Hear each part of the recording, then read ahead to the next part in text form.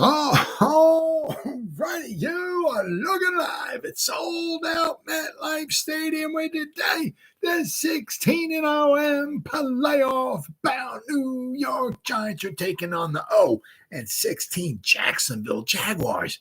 And why are the Jacksonville Jaguars 0-16? Because they suck. They've been around for almost 30 years, still haven't been to a Super Bowl. The Jacksonville Jaguars suck. Man, they suck. No Super Bowls for you.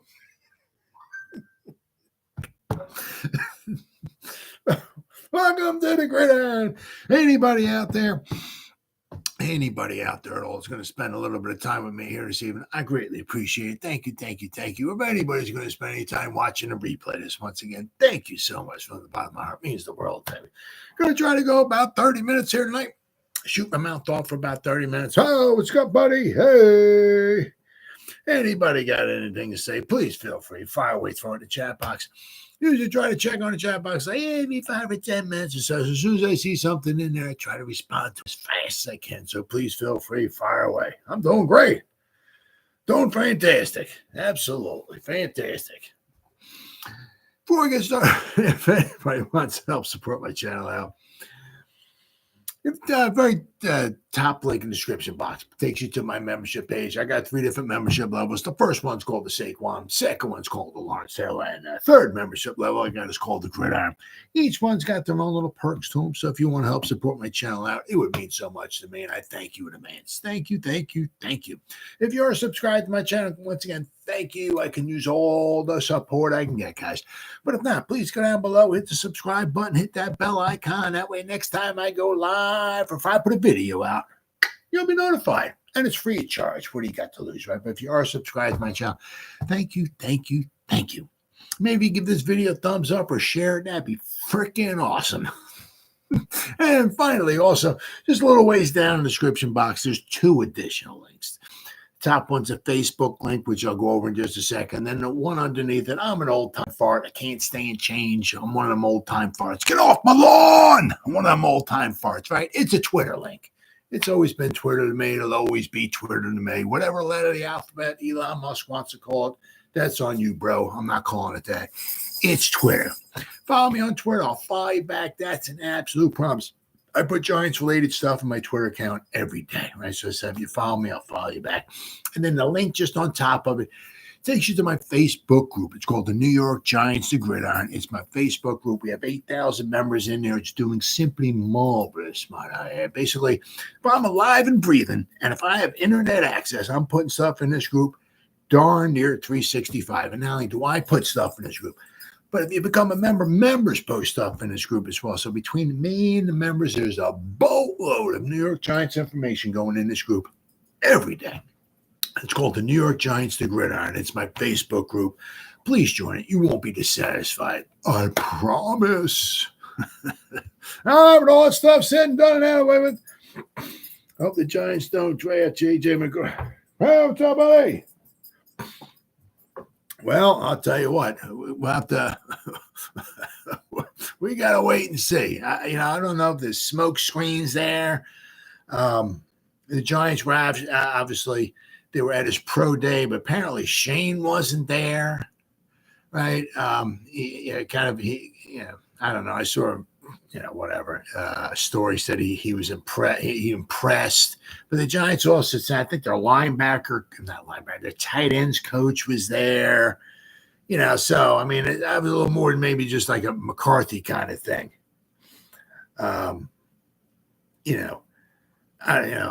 I'll tell you what, but I don't know. There's going to be a lot of shockwaves being sent through the Giants fan base if we go pick 6 once again. Let me tell you what. If we take McCarthy at number 6, I don't know. Well, we'll have to wait and see. I'm personally kind of hoping that we wind up taking a wide receiver, right? Because the nice thing about with wide receiver is that you should get like almost an instant impact from him. It's like, oh, okay, whoever. I don't know if Harrison Jr. will be there, but it'll either be Neighbors or Dunzier. It's like, all right, hey, how you doing? How you doing, Rome Dunze? There's your position over there. We'll see you in 10 years, brother. Go get him, Tiger. All right. Just every time you run for pattern, make sure you turn around and look for the quarterback, all right? Because ball's going to come in your way quite a bit, right? Yeah. Yeah, I mean, the thing is that, I mean, what was it? Last night, I think I did something on last night about the Cardinals being open for business at pick 4, but it takes 2 to tango. Just because they're open for business doesn't mean first person picks the phone up and calls them. Oh, we'll give you this and this for pick 4. Oh, okay, sure. Yeah, you know what I mean? It takes 2 to tango. You got to have somebody want to come up, Minnesota, because they got 2 first-round picks. Right? I mean, they need a quarterback. They don't have Cousins anymore. So, they got those 2 first-round picks. I'm sure that's why they got that ammo so they can jump up. So I don't know if the Cardinals would wind up entertaining going back to pick. And it was, I think, 11 and 23 for the Vikings. But then a lot of that, too, is also, it's not something that maybe going to happen right now. They have to maybe wait and see who's still there. Then we'll have to wait and see. But also, I was going over it, too. It was like last night on my videos, like if say, Caleb Williams goes 1, May goes 2, just say Jordan Daniels goes 3, or Daniels goes 2, May goes 3, whatever, right? If the Vikings jump up, right, and if they trade with the Cardinals drop out because the Cardinals don't need a quarterback. Cardinals could use a wide receiver, though, but if the Cardinals fall back to number 11, now you're at number 5. The Chargers don't need a quarterback, right? But they could use a wide receiver because they let half their wide receiving group go because they were like $3 trillion over the cap. However, Jim Harbaugh likes to run the football, right? So possibly, if this could wind up working out great for the Giants, possibly he might, I'm just saying maybe take Alt, right? Right? Get your quarterback, one of the best friends of your quarterback is a good running game, right? So that would help Harbaugh with the running game. It would help maybe keep Herbert standing upright. Of course, I mean, the thing, too, is it's a nice deep class, wide receiver class. So, so if the Chargers wanted to go in the second round with a wide receiver, right, why pass on Alt or, maybe somebody else, another, tackle, and then you can get your wide receiver in the second round. Right. So, I mean, that could almost lead for the Giants to have their pick of all 3 guys. I mean, that would be freaking awesome. But I think the Giants should try to get that impact player. They can in the first round. And maybe if they can, maybe get somebody maybe like later on. If they can, I don't know if Knicks or Penix will make it to the second round. And if the Giants have to try to jump back into the first round. Because the problem is they traded away their own second round pick to get Brian Burns. So now they have pick 47. So they're trying to jump back into the, trade up, say, with the Chiefs at 32, just say. I mean, the Giants have pick 47.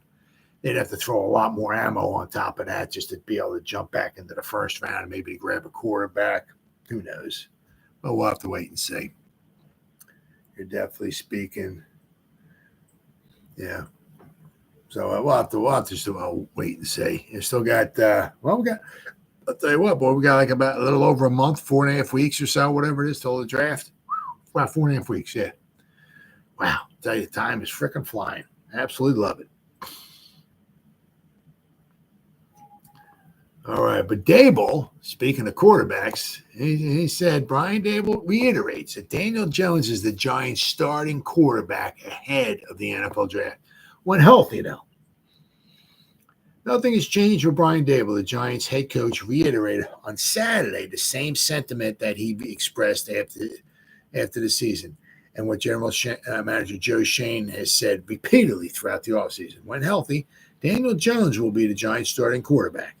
We're excited to have Drew Lock, and he knows what his role is going to be, Daboll told NFL Network on Saturday. He's going to get a lot of reps this spring. Yeah, I mean, asked though. I mean, because Daniel Jones won't be ready by the spring. He needs to learn the system, but again, excited to get Daniel back. When he gets back, he'll be the guy. So, Daboll would not promise that Jones, who is recovering from his torn ACL, will be ready for week 1, though. I mean, he'll probably be ready to go and all, but physically capable. Can he go on the field and, if need be able to run around, scramble, or protect himself on the field? That's a different story. Those, the league-affiliated network, they were Daboll's first public comments of the offseason, which is true. He is set to meet with the rest of the media at the owners' meeting on Tuesday in Orlando, Florida. So apparently Mr. Mara is going to be speaking as well. And I guess apparently, according to this, he is set to meet with the rest of the media at the owners' meeting on Tuesday. So apparently we'll have some words of wisdom from Daboll and Mara in a couple days. It says, after Seahawks general manager John Schneider said on Seattle sports radio that he wished to bring back Locke, but that the Giants told him he'd compete with Jones to be the starter. The Post Paul Schwartz reported that conversation never took place and that Locke was signed to be the backup.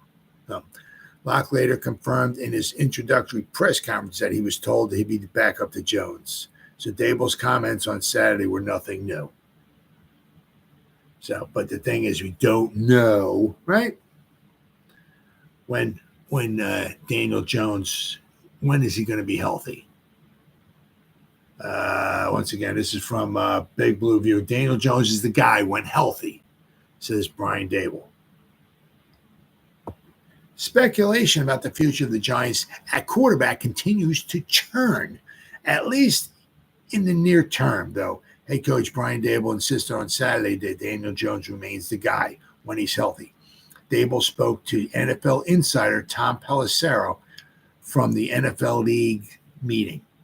The Giants signed Drew Lock as a veteran backup quarterback, and there is continued speculation that the Giants, concerned about Jones's long-term health and his poor play in 2023, could be looking to select a quarterback early in the 2024 NFL draft. Now, that's the thing, is that, there's some speculations about whether can Daniel be the guy or this, that, the other thing, but you also have to look at it too. I mean, if his health. Not only because I'm going to go over his seasons, every year he's missed games, except for if you want to go 2022. He did miss the last game, but the only reason why was because we didn't need that game. We rested all the starters, turned out pretty well because in the playoffs, we won one game, right? We looked good, won one game, on the road in Minnesota. Hey, a win in the playoffs, a win is a win is a win, right? And of course, we got our rear ends handed to us by the Eagles the following week. But we go to, every year he's missed time. Where's he at there? Here we go. I mean, even, let's see here. Now, he played in 13 games first season. It was the second game. First game of the season, the second game of the season was against the Cowboys. He played for like one drive against the Cowboys. Right. So in the first two games of his rookie season, he had like one drive. Okay, whoopie-doo. But according to, statistics, he played in the game. Whether it was one drive, one play, whatever, he was in there. Then the third game of the season against Tampa Bay, he was the starter. So apparently the Giants pulled the plug on the 2019 season. Eli, man, have a seat. Okay. Right. But Daniel Jones got hurt. He missed 2 games. Eli had to come in toward the end of the season and play 2 games. The final game of Eli was against Miami. Right. We opened up a can of whoop butt on Miami. So Eli walked out a winner. Cool. And then Daniel Jones, finished up the season. But still, his rookie season, he missed 2 games. 2020, he missed 2 games. He played 14, so he missed a couple games there. But the thing was, 2020,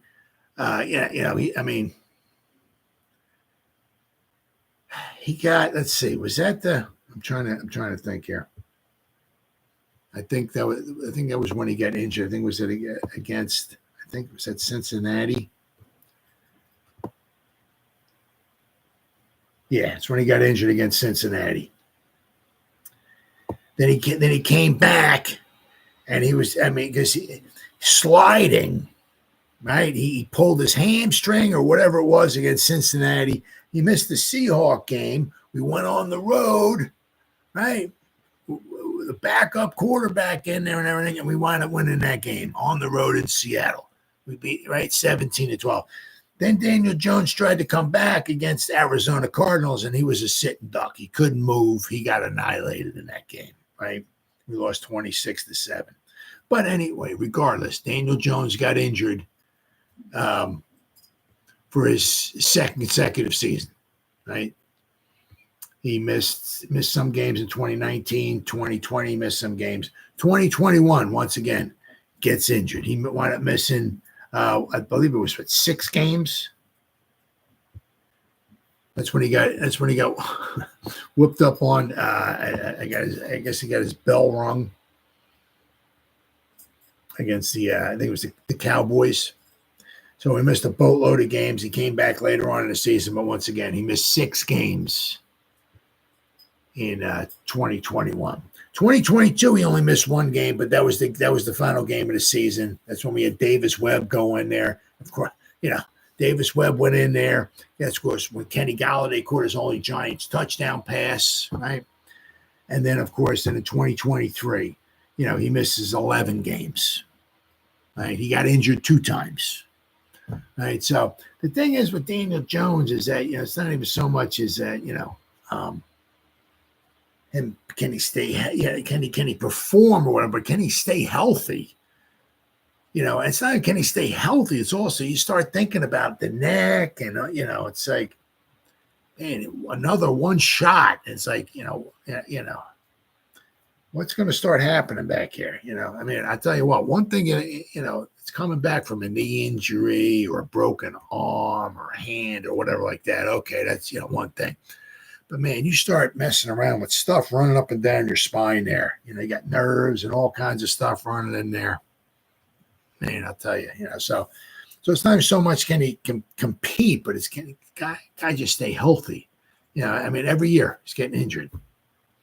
So, of course, having our porous offensive line certainly does not help at all. But, once again, Daboll says, and same thing with Shane, when he's healthy, he's the guy. Daboll says that there is no competition for the starting job. We're excited to have Drew Lock, and he knows what his role is going to be. Daboll said he's going to get a lot of reps this spring. He needs to learn the system. But when Daniel's back and healthy, he's the sheriff. Giants have expressed optimism about Jones' recovery from surgery from a torn ACL. The team is hopeful that Jones will be ready to practice during training camp and to play when the regular season opens. There is no guarantee, though. Absolutely not. So once again, you have no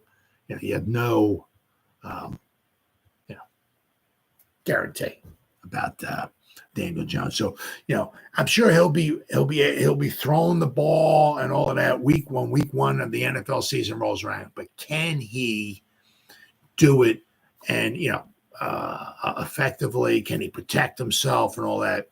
So that's why we got that's why we got Drew Lock. So when week 1 rolls around, Drew Lock will be prepared.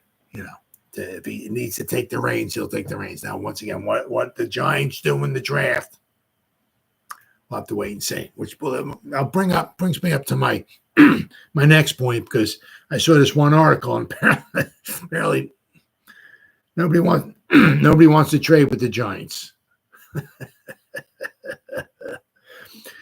NFL draft rumors. Now, who is this? Bleacher Report. Commanders and Patriots not willing to trade with the Giants amid quarterback buzz. And if they're not willing to trade, there ain't no way that the Bears are going to want to trade. And I don't even know what the Giants would have to wind up trading up to trade with the Bears, what they would need to give the Bears. Because you look at it, obviously, there's huge, those 3 teams, right? We got the Bears, the Commanders, and the Patriots. What they need quarterback. The one thing you can look at it too is that not so much, because the Bears also have another first round selection. So the Bears, I'll tell you what, but they're really sad. If they think Caleb is all of that in a bag of Doritos, there is. He's theirs, right? But you look at it too, is that especially the Patriots and the Commanders, they what do they need? A quarterback. But if they were to, trade some other draft picks, right? Somebody else jump up with them, and they take some, they slide back. They could help, with some good draft picks. They can take those picks and turn them into a team. There's two ways to look at it. It's kind of like, well, you got your chance right now to get your quarterback. Take your quarterback. We don't have a team, right? So but at least we have the quarterback. So there's two ways of looking at it, right? You can maybe trade back, get some bunch of picks, and take those picks and start building your foundation for your team, and then worry about your quarterback later, right? And if you try to get your quarterback later, especially if you can get one on a rookie deal, okay? So, so now, the thing is now you have your, if you build your team, get your quarterback later. Get your quarterback on a rookie deal, where, especially if you can draft one in the first round, got him for 5 seasons. Now you have a team, and you're putting your quarterback, right, for 5 seasons, and may not be a bad way to go. The thing is, you can look at it too, is you can draft your quarterback now. Right. I mean, if they think May or Daniels, if the Commanders or Patriots picking two, like Commanders, if they think Daniels is it, go after him. The problem is you're going to have him 5 seasons, right? But if you take your quarterback and you don't have so much of a team, you might be kind of looking at like you're wasting the first year or two of his contract, right? I mean, he's going to live bullets, and he's getting some experience and all that and everything. But do you have a team? So, if you got him for 5 seasons, you might be maybe the first 2 seasons or so, maybe 3, you're kind of wasting, right? His talents, wasting his rookie contract because you don't have a team, right? The thing is, like with Brock Purdy, right? I mean, obviously, Shanahan's very good with quarterbacks, and he's a great, phenomenal mind and all of that. But you take Brock Purdy, right, and you plop him behind the 49ers team, and you're off to the races, right? They have a team built there already. So, but according to this report, anyway. So the Giants reportedly aren't likely to be able to trade into the top. This is according to Bleacher Report, right? They apparently are not going to be able to trade in the top 3 picks of the 2024 NFL Draft in order to select a quarterback. According to ESPN's Jordan Renan, who's very knowledgeable, none of the Bears, the Commanders, or the Patriots have been a willing trade partner to this point.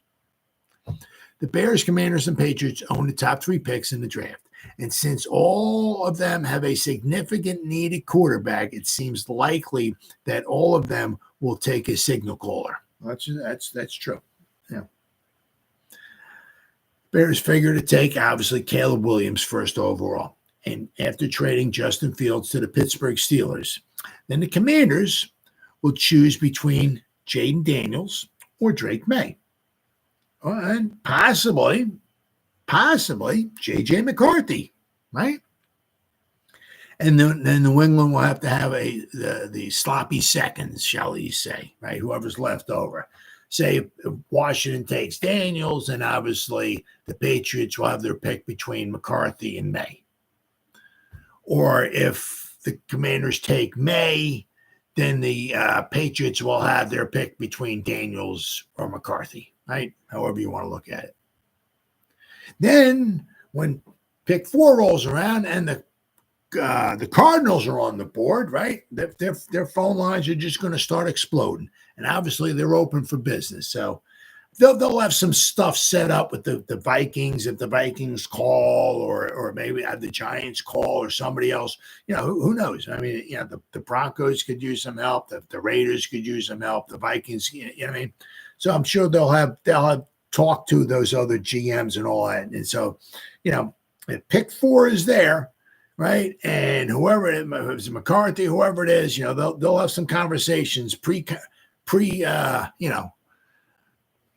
the pre-pick phone calls that they'll have already had with, say, Minnesota, maybe, I don't know, maybe Shane, maybe Denver, maybe the Raiders, whatever, as far as jumping up and making a trade.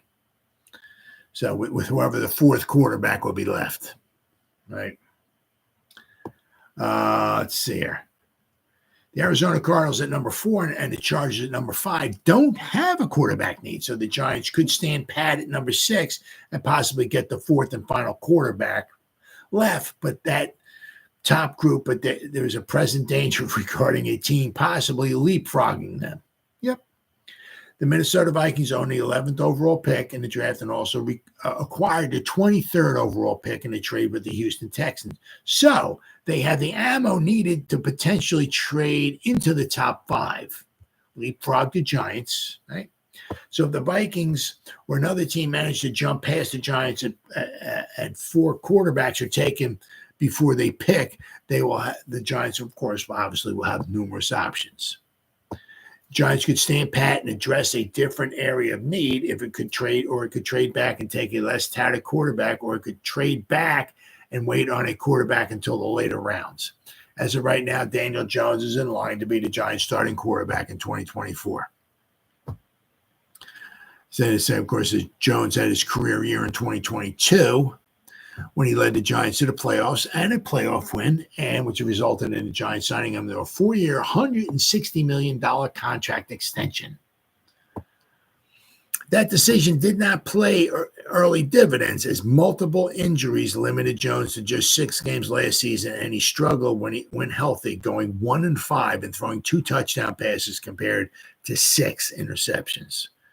Oh, yeah, it was not pretty. While the Giants essentially have to keep Jones this year due to the dead cap hit they will have to incur if they were to cut him, they can potentially move on from him after this season. So finding a successor a year early would make some sense. Now, SMY's Connor Hughes reported earlier this month that the Giants are not only willing to draft a quarterback early, but they are willing to trade up in order to make it happen. So, right, we'll have to wait and see. However, should the Giants get shut out from landing one of the top 4 quarterbacks in the draft, they could try to get Washington's Michael Penix Jr., Oregon's Bo Nix a bit later, or there's the Rattle Man. There's other guys, quite a few other guys, right? And, you feel pretty good that Daniel Jones can probably, that Brian Daboll could develop a quarterback. Should we wind up taking somebody in one of the later rounds, right? But I mean, as of this report, apparently the Giants might be shut out as far as trying to trade up into the top 3. I said, which might working out fine for the Giants, because if the Vikings want to jump up with the Cardinals, that's just going to push 3 wide receivers back to number 5. Right, and then the Giants, even if I said if the Chargers were to take, say, Marvin Harrison Jr., then the Giants have their possible pick of Neighbors or Dunzier. Sounds like a win-win to me. Now, whoever they wind up taking, right, be fantastic. The Giants need a wide receiver. They need a dog. Right, and it'll wind up making Hyde a little bit better. It'll make Wan'Dale Robinson a little bit better. It'll make Slayton a little bit better. When you can put somebody on the field that basically needs double attention or double teaming, or almost any. It was almost like putting Odell Beckham Jr. out there, right, back in 2014, 15, whatever. When he was out there on the field, he drew attention. And once again, you get maybe double teaming somebody underneath, somebody over top of them, whatever it is, opens up everything else. Helps the running game, helps the other wide receivers, right? It'd be huge, absolutely huge. And the Giants have needed that wide receiver for many years now, and they're in a prime position to do that. So, if they get shut out of a quarterback early on, fine. There's other guys later on, right, who they can wind up taking. But man, we can get one of those wide receivers. That'd be absolutely fantastic. I would freaking love it. Absolutely love it. All right. Then we got. I got the roster here. I want to just go over real kind of quickly here, like the strengths and the weaknesses. Now, speaking of strengths and weaknesses, we just brought Isaiah Hodgins back. I'm all for that. Let's not forget we got Bryce Ford Wheaton. We threw him some money. Hopefully he's coming back from injury, so hopefully he can be maybe back and healthy. But if we look at wide receivers, we got Hyatt, right? Bryce Ford Wheaton. We got Chase Cota, Darius Slayton. We got Dennis Houston. Forgot about him. Wan'Dale Robinson. Then we got Isaiah McKenzie, right? Gunnar Olszewski. And they don't have Isaiah Hodgins on here. Well, whoever's putting this out here, the Giants depth chart he's slacking. So we'll get Isaiah Hodgins. So we got some nice guys, but we don't have a number one. I'll tell you what, if we were to get a number one, that could really help out Jalen Hyatt quite a bit. But like say Dunze, whoever on one side, Hyatt, the rocket ship on the other side, that would really help him out. And then let's not forget, Robinson can really do some wonders underneath. So, I mean, right now, as I said, we got some wide receivers, we got some guys that can do some things and everything, but we could really use some more help at wide receiver without question. And I said at pick 6, if we can get that number one wide receiver, that would be freaking awesome. The offensive line, I tell you, we have added a lot of guys. Now, the thing is, what you don't know, is who's all going to make this team. I mean, I think there's like 14 guys as of right now. And let's not forget, after the draft, the undrafted free agents, they might bring somebody in, right? They might draft somebody. I couldn't possibly see them drafting somebody within the first three or four, maybe picks. At the earliest, pick 4. Because we got too many holes in the first 3 picks. The 60, the 6, 47, and 70. I can see those 3 going to like defensive lineman, wide receiver, quarterback. One of those where we have a need. I'd have a hard time seeing us taking a guard at 70. You know what I mean? Because we just brought in so many guys.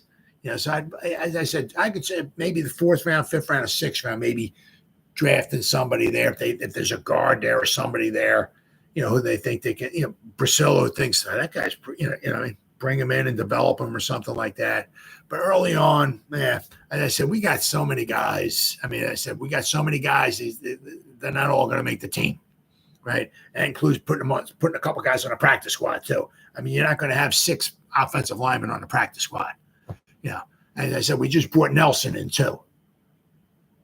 So I'm certainly not saying we're a top 10 unit. I'm saying, man, if we can go from what were we like 31st last season, all the guys we brought in, Carmen Brasillo, right? We should have better coaching. Can we get into the teens, like 18, 17, 16, somewhere around there? Middle of the pack. Can we get in the middle of the pack, man? That would be freaking awesome.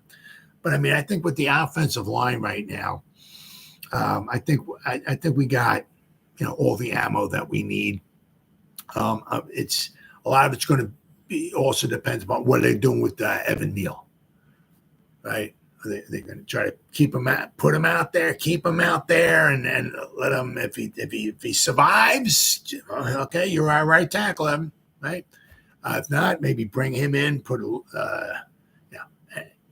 Luminor out there, right? So as I said, we brought in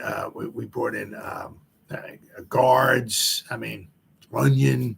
So I think right now we're pretty set. I'd like to see what who the starting five are going to be, and what Priscilla can do with them. So as of right now, we brought in so many guys, so many offensive linemen. I think we're pretty good with the offensive line.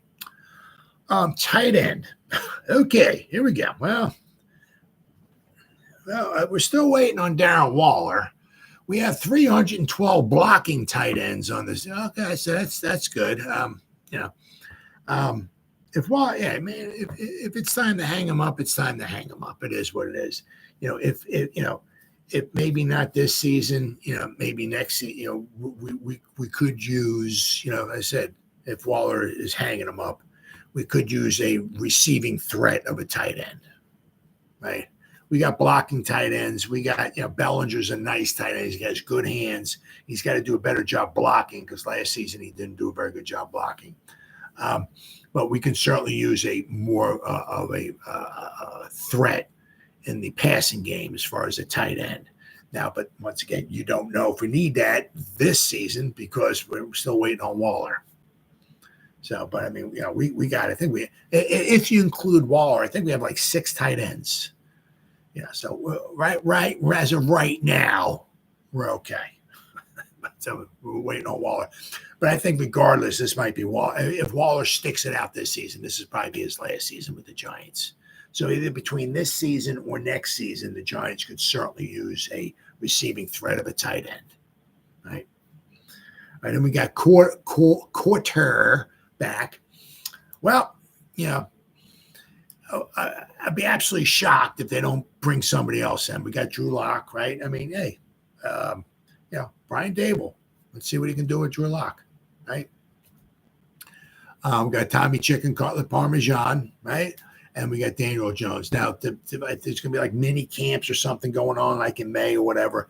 Daniel Jones might be there. He might be able to stand there and throw or whatever. But, they're definitely going to need another quarterback when May rolls around. So whether that's a undrafted free agent, whether they go, as I said, maybe Spencer Rattler in the 3rd round, 2nd/3rd round or whatever, but they definitely going to need somebody else without a question. Because I think when May rolls around, because you don't know what Daniel Jones, when he's going to be healthy. They definitely going to need, I think, so they got Daniel Jones and they got the other two. They think they're definitely going to need somebody else. So look for them to draft somebody, or if worse comes to worse, pick up an undrafted free agent after the season's over with. So I'll have to wait and see. But look for them to do something there as far as with the quarterback, and then with the running back. Now we got running back by committee. Now the thing is that let's see here. I mean, they brought in Singletary, right? We got Corbin, right? They drafted Eric Gray. The thing is with Brightwell, you're not sure. Let's see here, Brightwell. This will be his final season. All right. So, I like Brightwell. I like Brightwell too. I mean, especially if he's going to be running back by committee. What else we got? We got Deion Jackson. But between Gray, Brightwell, and Singletary, I'm certainly not saying we're in top 5, top 10 of running back crew. But as I said, Brightwell's this is his final season. He's cheap. Eric Gray, he's cheap. Right? And then we got Singletary. So we got 3 guys that can run the ball, and it's not very expensive. I would like to see if maybe they can get like some kind of a banger in there. Some guy maybe a little bit bigger, a little bit more size to him, whatever. Maybe a short yardage kind of guy or something like that. So we'll have to wait and see. Now, that certainly would not stop the Giants maybe from drafting once again, some maybe a running back in the 4th round or something like that, like something they did with Eric Gray, right? Because let's not forget, it's not like, well, if you want a really, really good tackler, you got to take him in the 1st or something like that. I mean, with running backs, the way the running backs are nowadays, you can grab one in the 3rd round or the 4th round or so, and they're pretty good. So the Giants would have grabbed themselves a running back in the 4th round, or maybe even the 5th round, right? But this might be Brightwell's final season with the Giants as well. Let's not forget that. All right, then we go to the defensive side here. Now, let's go the interior defensive line. Right now, we got Sexy Dexy. We got Nunez Roaches like Ryder Anderson, DJ Davidson, Jordan Riley. Yeah. So we got bodies. We got enough guys. I mean, pretty much to be able to put on the 53 and all that and everything, right? I would like to see. I would like this. This is me. As I said, I like to build from the trenches out, right? Let's build the trenches. Worry about all those other frills and all that other stuff when you need it. Let's work the trenches, right? So I mean, obviously the nice, if we were to take a wide receiver, that would be like your little toy, right? But in the 2nd round, man, I'd like us to really, if we can, really to help maybe the defensive line, because I'll tell you what, if you can get somebody, I said, if you go back to like 2000, right? I always bring this up because it's always like with Cornelius Griffin from Alabama. We took him in the 2nd round. But if you go from like 2000 all the way, back up to like even like Dalvin Tomlinson, like almost like 20 years, we took a lot of defensive tackles in the 2nd round. That one of them was Joseph. I think one of them didn't turn out too good, but we took quite a few good defensive tackles like in the 2nd round, and they were pretty good. Right. I said Dalvin Tomlinson was a very good defensive tackle, good against the run. You're not going to get much against the pass, or nothing like that. But we've done some nice things in the 2nd round with defensive tackles. And I'll tell you what, if we did the same thing here, that to put couple somebody up against with Sexy Dexy, you got Burns, you got Kayvon, put somebody next to Dexter, help that defensive wall get a nice foursome. And that'd be fantastic. I like building in the trenches, And the thing is with Bowen's defense now, one thing is with Bowen's defense is what, unlike with Martindale's defense, we were like a sieve against the run. We were not very good. Bowen's defense is very good against the run. So, who plays next to Sexy Dexy is going to be very, very, very important, especially helping against the run. But I mean, I said, if you take somebody who's really good in the second, maybe they can even help push the pocket, maybe get a little bit something as far as in the pass rush as well too. But we have we got bodies. We certainly can go into the season with the guys that we have right here. Unfortunately, we lost Oshane Robinson. It seems kind of like we traded with Carolina because they got rid of Burns. So they saved themselves some money with Burns, and they took the money they saved and they just gave some of it to Oshane Robinson. So they gave us Burns, and we didn't give him Robinson, but he was a free agent. But so they paid Robinson. So we will wind up losing Robinson. Robinson was pretty good toward the end of last season. You're not going to get much in the passing game from him as far as pushing, rushing the quarterback and all, but he was very good. He had a couple good games there. So, but if we can go into this draft, hey, 2nd round, get ourselves the defensive lineman, I'm all for that. Now the edge rushers, okay, we got 3 right now, okay, so that's pretty good. If Azeez can stay healthy, okay, you have him on the sideline and bring him in, right? Whatever he plays, let's say maybe 30% of the snaps, and if you can keep him healthy, that could be fantastic. You got Kayvon, you got Burns, and you got Azeez. Nice 3-headed monster. Unfortunately, this might be Azeez's last season with the Giants. After the season's over, you don't know if can he stay healthy? How's he going to do? Last season, he didn't really do too well last season. But after the season's over with, he's going to be looking for a contract. would the Giants think about bringing him back? Who knows? We'll have to wait and see. But I said, as of right now, between Kayvon, Burns, and Azeez, that's a nice threesome right there. So you can certainly bring it maybe a undrafted free agent. Heck, draft somebody. Maybe if we're going to draft somebody, 4th, 5th, 6th round, so maybe it's just some depth or something like that. But I think as for this season, I think we're okay. With as far as edge rushers. Now, if you're talking about linebackers, well, you got a Carrick and McFadden. I'll tell you what, both of those guys really do a very good job as far as at least staying healthy. McFadden knock on wood, has stayed very, very healthy. And let's not forget, last season, Carrick and McKinley played every defensive snap for the Giants. So both guys are relatively healthy. Let's see here. We got, that's right. I forgot. Let's not forget about Darian Beavers. We got Carter Coughlin, right? But he's usually more of a special teams ace. But let's not forget about, be interested to see what Darian Beavers does. Last season, he didn't do too much because he was coming back from an injury.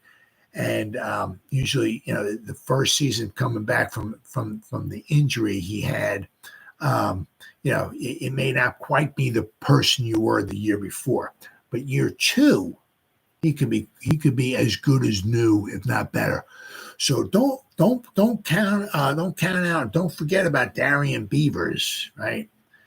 Maybe injecting himself and getting some reps on defense. I'd like to see him because he's got the size, he's got the mobility and everything like that. So. I think between McFadden and Okereke, we're good there. I said we got Coughlin. I think it was Deontay Johnson. And I said, and Beavers. Be interested to see. I like to see what Beavers can do. I hope, he's coming back and he'll be healthy because I think he could be a big asset here. Once again, I mean, the Giants want to get some depth there.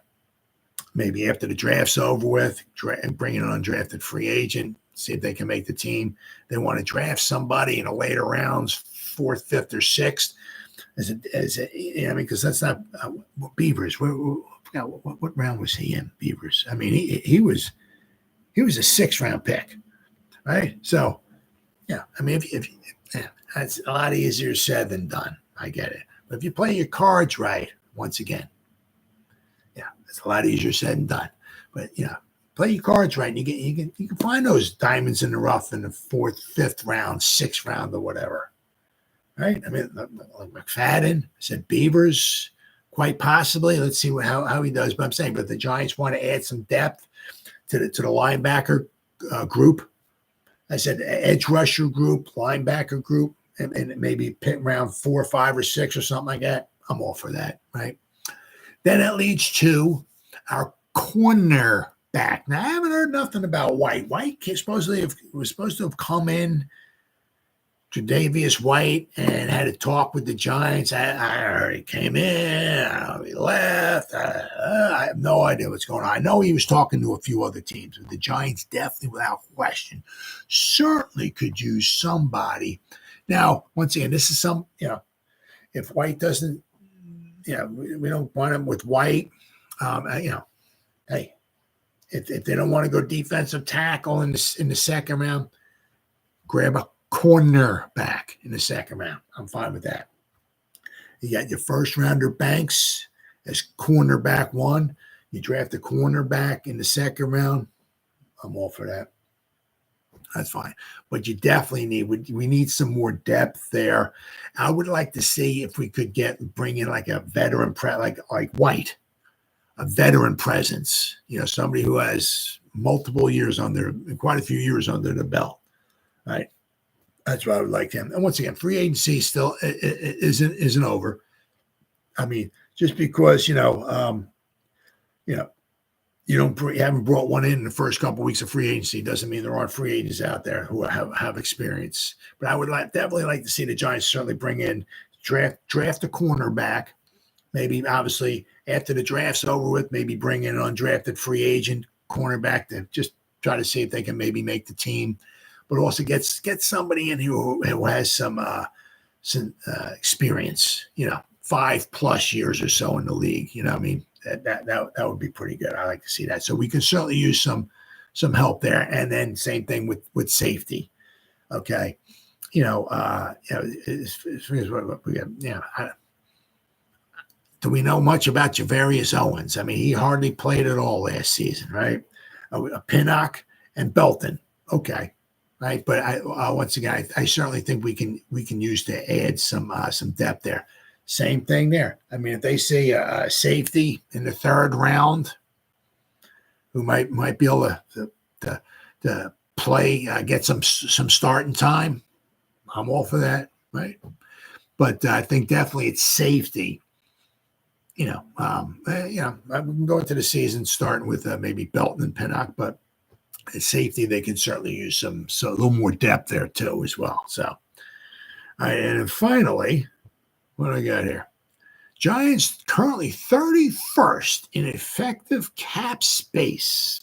And I think this was even. I think is even after they did the move with Sexy Dexy to free up some cap space.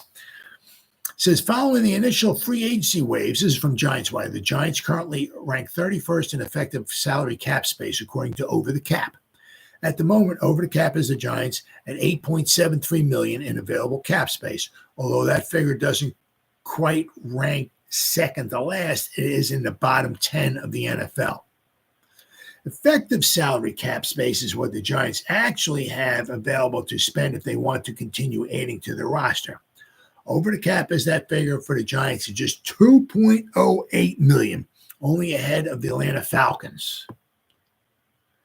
The difference between over the cap space and the effective cap space figures in that the effective cap space takes into account the cap space that is going to be needed to sign the incoming draft class for the Giants.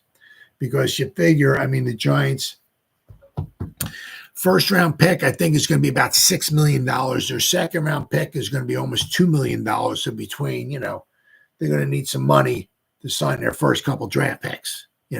It's going to take some of that money that they have, and it's going to chew into it quite a bit. Whereas the cap space number is what the Giants have available right now on paper.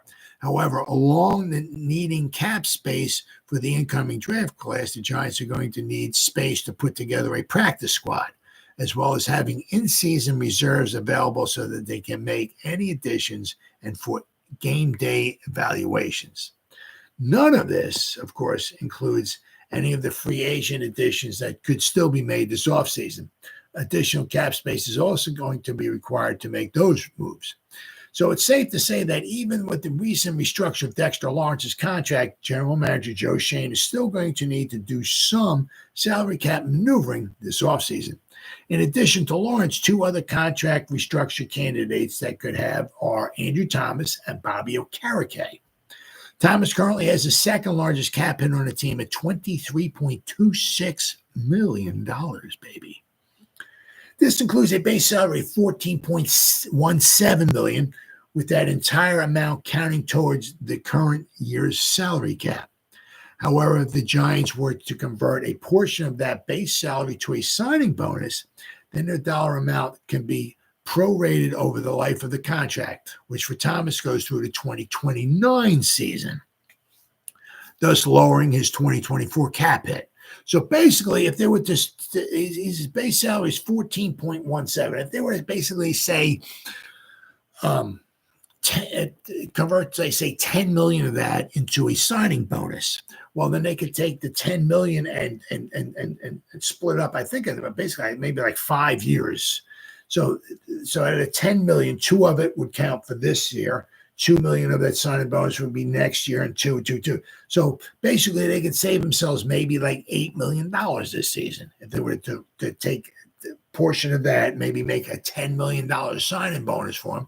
That makes the player happy because here's $10 million right now. They give it to him right, and the cap hit goes. They can prorate it against the length of the contract. So they could free themselves up possibly maybe like $8 million by giving Andrew Thomas a signing bonus. Right? In Okereke's case, his cap hit of $11.21 million is the sixth largest on the team this season and comes with a base salary of $7.9 million that could be reworked and 2 additional contract years to push cap charges toward. So, out of the 7.9, they can give him whatever, like say a $6 million signing bonus, right? And they can split that up into maybe 3 years. So they can maybe save themselves maybe $4 million on Okereke. So possibly, I'm just throwing numbers out there.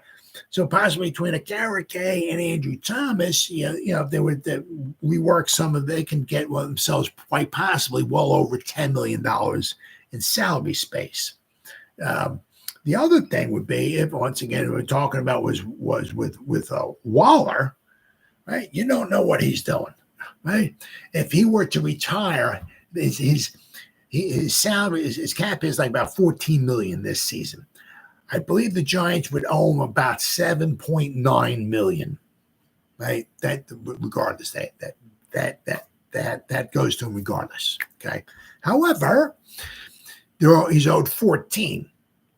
So if 7.9 is guaranteed to go to him, they would save $6.1 million toward the cap.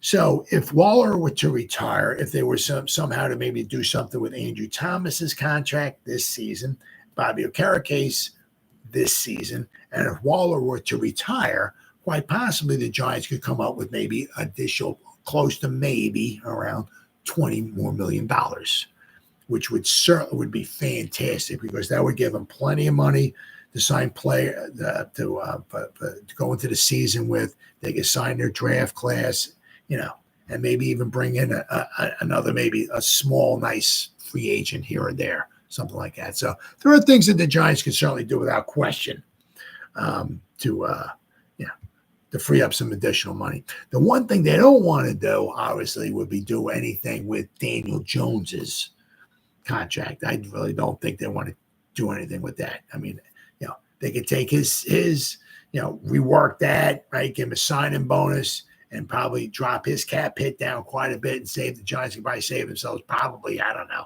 10 million, 15 million, just maybe on Daniel Jones alone. But I'm not so sure Shane wants to kick that can down the road, especially if the Giants might possibly move on from him after the season's over. We reworked Dexter Lawrence's contract. That dude ain't going nowhere. If we work Andrew Thomas's contract, that dude ain't going nowhere. We work Bobby Okereke's contract. Guess what? Newsflash. That guy ain't going nowhere either. Those guys are going to be here pretty much for almost the length of the contracts, right? Daniel Jones, you don't know. One thing it kind of shows you maybe a little bit of kind of where Shane's thinking, is Daniel Jones' contract, right? The 4-year deal, right? A lot of, guaranteed money and blah, blah, blah, and stuff. But, there's an out after just 2 seasons. Now, there would be some dead cap money regardless. But, if they have an out after 2 seasons. So that might give you all the information you might need to think about where Shane might be thinking about Daniel Jones in the future. If you give him a quarterback where you can get an out after 2 years, that might be saying something there. So let's see here. If Shane were to throw salary cap caution to the wind and max restructure both of the contracts, Okereke's and Andrew Thomas's contract, meaning that he squeezed every bit of 2024 cap space that he could out of those deals, over the cap projects that $14.84 million in cap space could be saved on Thomas's contract and $5.5 on Okereke.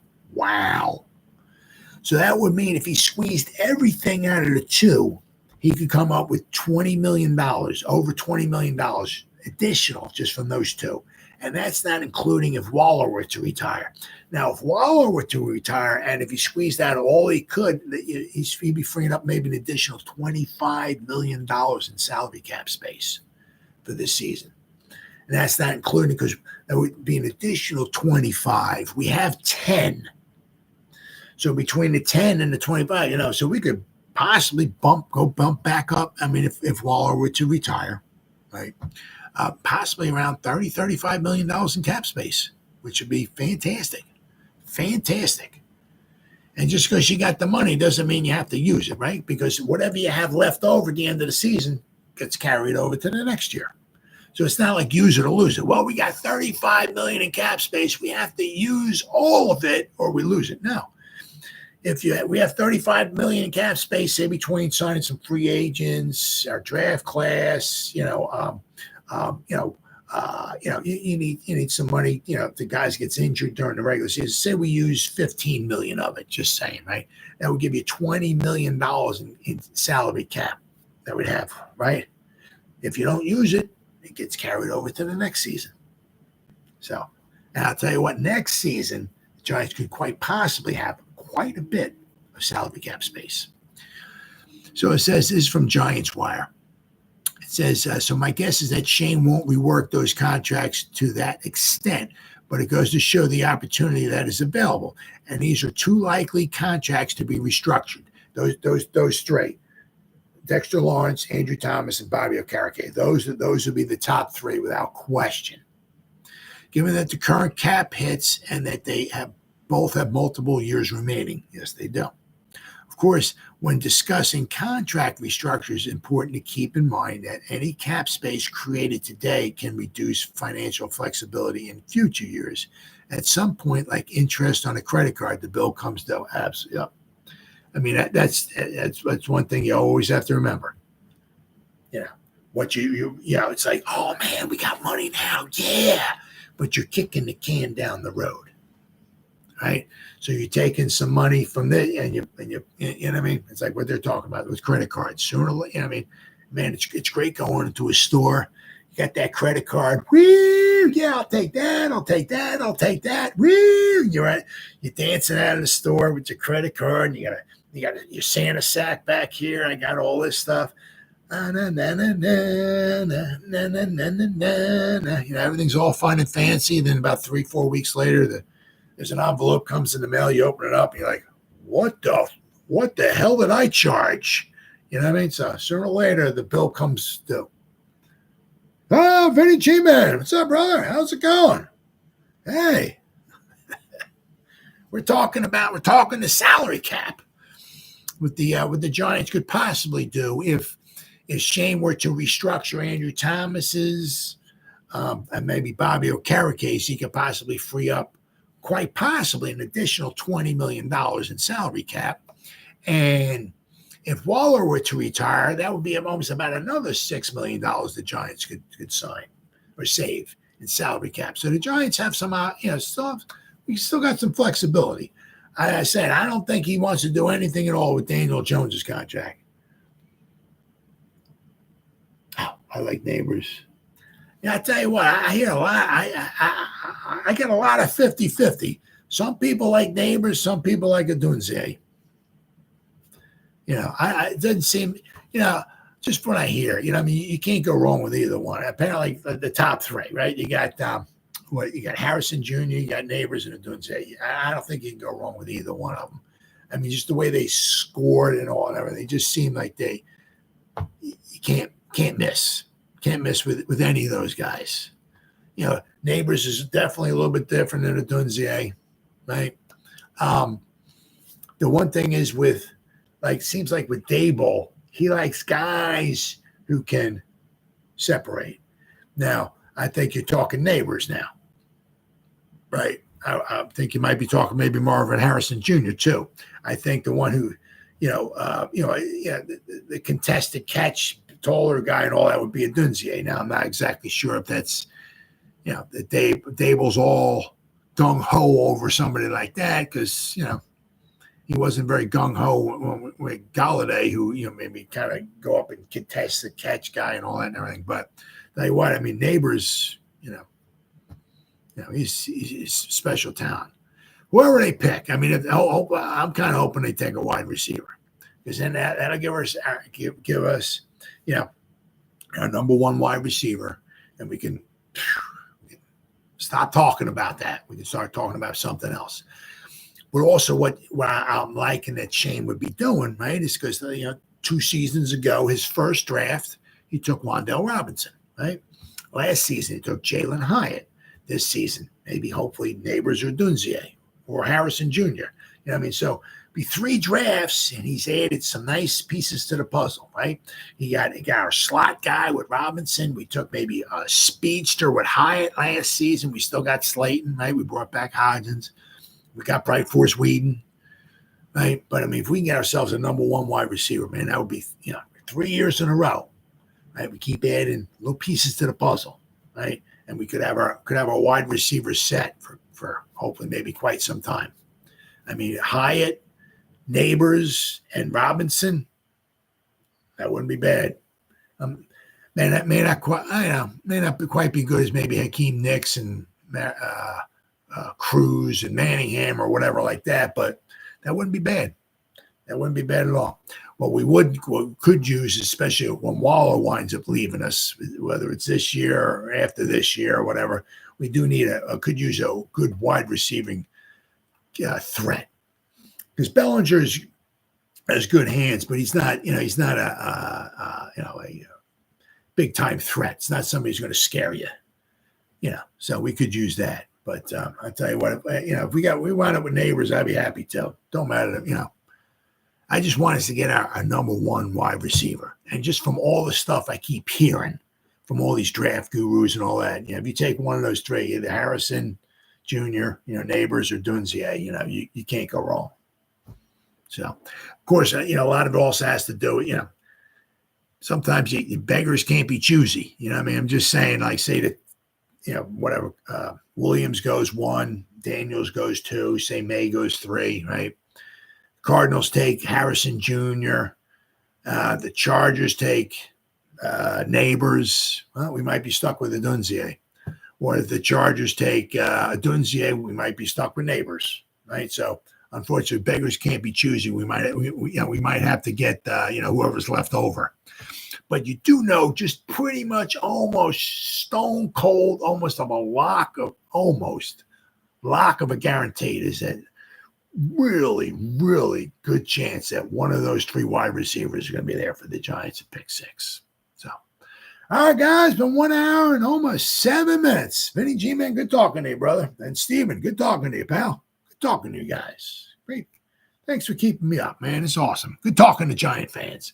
So, whoever spent any time listening to me live, thank you. Or if anybody's going to spend any time watching the replays, once again, thank you so much from the bottom of my heart. It means the world to me. As always, you guys stay safe out there and go Giants.